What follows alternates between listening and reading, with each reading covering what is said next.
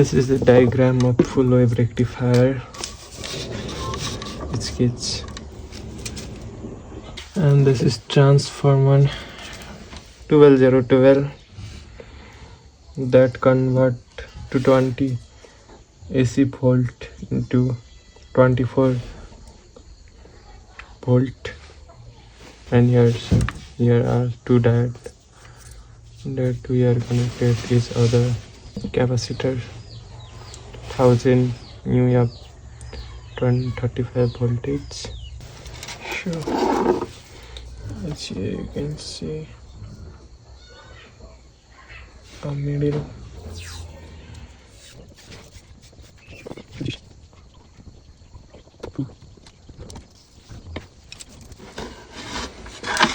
कति बसेछु परदेशमै देशै छोडेर। यहाँ कन्स्ट्रक्सन रहेको छ, तपाईँले यसरी बनाउन सक्नुहुन्छ। अब चाहिँ हामी यसलाई मार्करले अलि मोटो पार्छौँ। So here is the markers that we have made our diagram.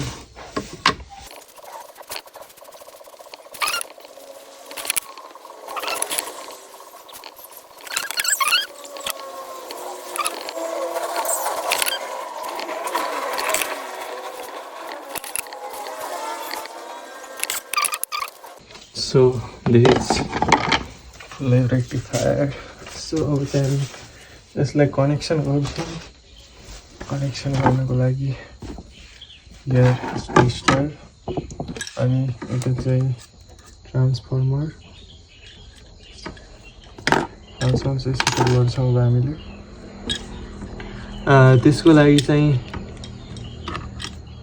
पेचकसले हामीले यसलाई टाइट गर्छौँ। तपाईहरुले नि यसरी नै गर्न सक्नुहुनेछ। यो चाहिँ मेरो पहिलो भिडियो प्रोजेक्टको लाइभमा। सो चाहिँ हामीले टाइट गर्दैछौँ। तपाईहरुले नि यसरी नै टाइट गर्न सक्नुहुन्छ। अर्को पनि टाइट गर्न जाँदैछु म। यो चाहिँ tight गरिहालौँ।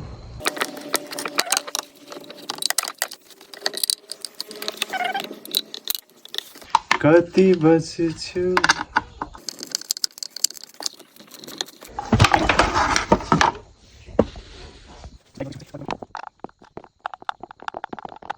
So here you can see tight भइसकेको छ। सो अब चाहिँ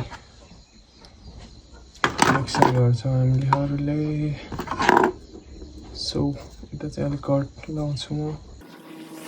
यसरी अलि तारको कमी भएकाले म चाहिँ यसरी गरिरहेको छु। तपाईहरुले अलि लामो तार लिन सक्नुहुन्छ। सो तार मसँग छ, म चाहिँ यो युज गर्दैछु। सो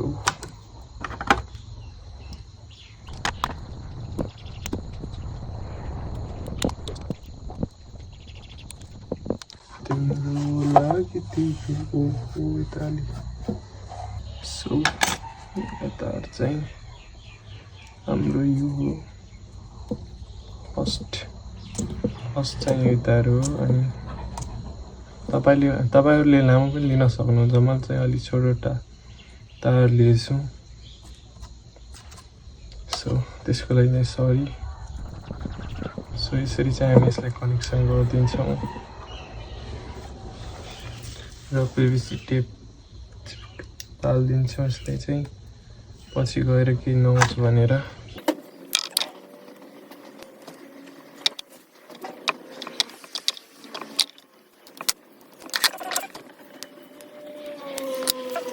डायोडहरुको पनि म यसरी नै निकाल्दिन्छु पछि गएर सजिलो होस् भनेर। डायोड चाहिँ तारी छ हाम्रो। सो यो चाहिँ हाम्रो डायोड चाहिँ यसरी राख्नुपर्छ। यो वाला चाहिँ यता राख्नुपर्छ, माइनस वाला। सो कनेक्सन गरिदिन्छु म चाहिँ अब एउटा डायोड भयो अर्को डायोड पनि यसरी नै म गरिदिन्छु finally our connection is ready to go अब यसको तारहरूलाई भित्र गर्छौँ तार रहेको छ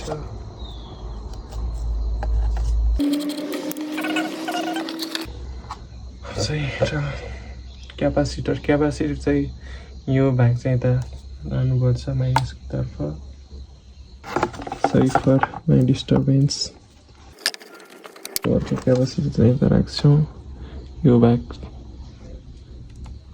चाहिँ यतातिर राख्नुपर्छ एउटा रेड मेरो चाहिँ यता क्यापासिटरको वायर सानो भएर मल्टिपल वायरहरू मैले सोल्डरिङ गराएको छु तपाईहरुले चाहिँ सिंगल पनि गराउन सक्नुहुन्छ अर्को चाहिँ उता अर्को कनेक्सनतिर सो यो पनि हाम्रो भइसक्यो क्यापासिटर पनि जोडिसक्यौं अब चाहिँ रेजिस्टेन्सको काम रहेको छ रेजिस्टेन्स र एलईडी रेजिस्टेन्स रहेको छ सो अब चाहिँ हामीले रेजिस्टेन्स कनेक्ट गर्न चाहन्छौँ सरी मैले चाहिँ उता डायग्राम रेजिस्टेन्सको डायग्राम बनाएको छैन तपाईहरुले बनाउन सक्नुहुन्छ त्यसलाई नि सो यो चाहिँ रेजिस्टेन्स फाइनली कनेक्ट भइसकेछ अब एसी को पनि यसरी कनेक्ट गर्न सक्छौं सो फाइनली यसको नि कनेक्ट भइसक्यो यो चाहिँ हाम्रो डायग्राम रहेको छ यहाँ चाहिँ एउटा लाइट आउँछ लाइटको लागि चाहिँ हामीले 5 भोल्ट को लाइट युज गर्छौं किनभने 5 भोल्ट को आउटपुट नै गर्छौं निकाल्छौं हामीले सो त्यसैले अब चाहिँ हामीले वायरिङ गर्नुपर्छ सो यो चाहिँ एसी को भोल्टेज अनि यो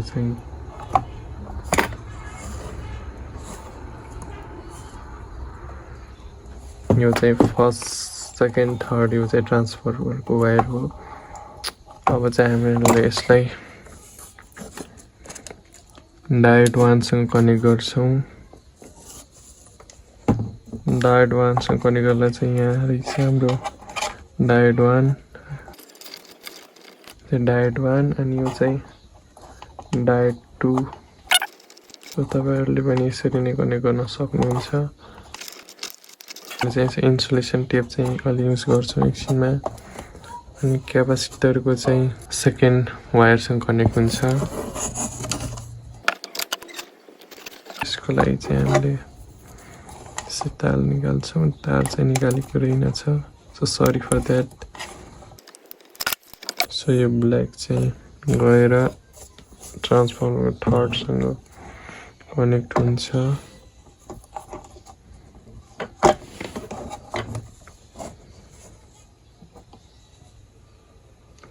अब यो चाहिँ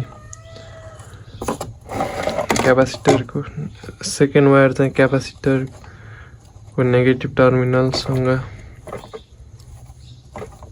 जोइन गर्छौं सो यो चाहिँ डायोड 1 र डायोड 2 को तार चाहिँ नेगेटिभ टर्मिनल चाहिँ एउटैमा जोड्छौं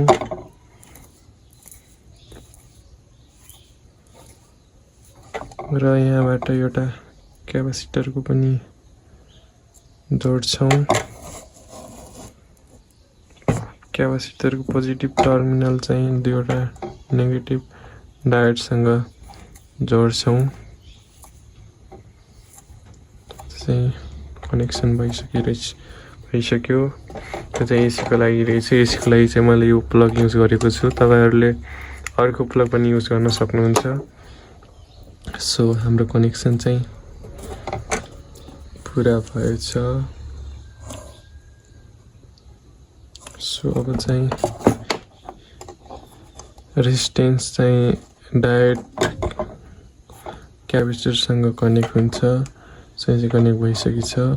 अब यो चाहिँ लाइटको लागि हामीले एउटा टर्मिनल दिएछौँ। एउटा टर्मिनल चाहिँ यहाँ आउँछ, अर्को क्यापेसिटरको नेगेटिभ टर्मिनलबाट। सो यहाँ चाहिँ मैले इन्सुलेसन टेप युज गरेको छु।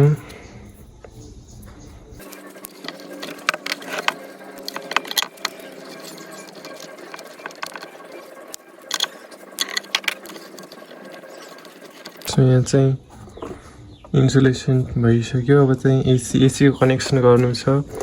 म चाहिँ यो युज गर्दैछु। सो अरू सर्किटहरू चाहिँ कम्प्लिट भइसक्यो। तपाईहरुले हेर्नु सक्नुहुन्छ। Full wave rectifier complete finally.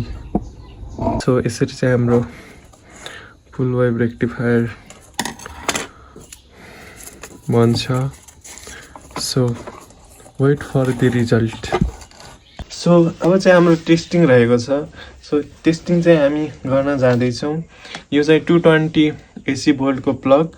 So म यो प्लगलाई चाहिँ यो मल्टिप्लगमा राख्छु। सो रेडी है त? 3 2 1 गो। सो फाइनल्ली हाम्रो सर्किट चाहिँ यसरी कम्प्लिट भएको छ। तपाईहरुले पनि यसरी नै आफ्नो घरमा एज अ प्रोजेक्ट बनाउन सक्नुहुन्छ।